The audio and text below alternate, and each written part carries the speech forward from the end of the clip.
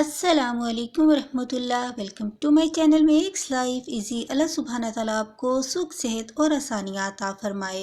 Sensitive skin मौसम की शिद्दत को बर्दाश्त नहीं कर पाती। बाज़ अफराद की स्किन का कलर डैमेज हो जाता है तो किसी की स्किन ड्राई होने लगती है, फेस कलर टू टोन होने लगता है, या फिर बाज़ औक़ात वक्त की कमी की वजह से फेशियल करने या करवाने का टाइम नहीं होता और कुछ ऐसा चाहते हैं कि 10 से 15 मिनट में फेशियल जैसा रिजल्ट मिल जाए। तो इसका हल मैं लेकर आई हूँ।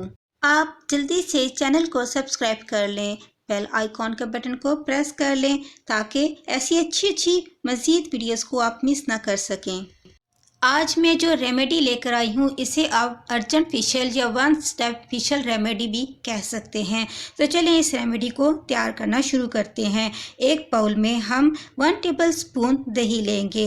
योगर्ट स्किन को क्लींस करता है। अगर सिर्फ दही का ही इस्तेमाल करें तो ये बेहतरीन क्लींजर साबित होता है। दही स्किन को डीप क्लींस करता है।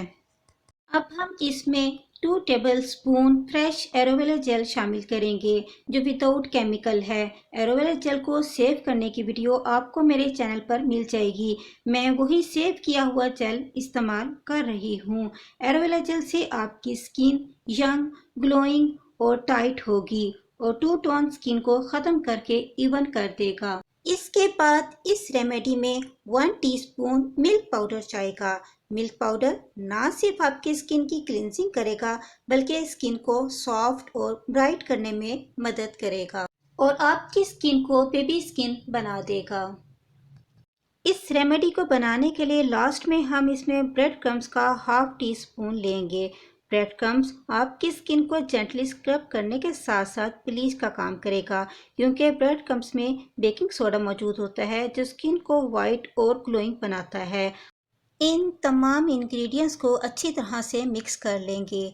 अगर आपको मेरी वीडियो पसंद आए तो लाइक और शेयर करना ना भूलिएगा। चैनल पर नए हैं तो सब्सक्राइब कर लें, बेल नोटिफिकेशन को भी ऑन कर लें ताकि आपको अच्छी सी टिप्स और रेमेडीज़ आसानी से मिलती रहें।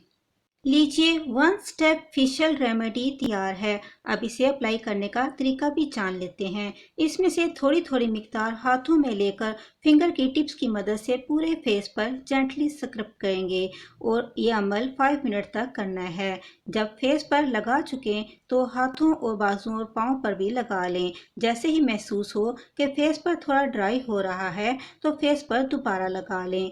5 मिनट तक लगा रहने देना है और बार बार लगाकर हल्का हल्का स्क्रब करना है। लास्ट में हम इसे वॉश कर लेंगे।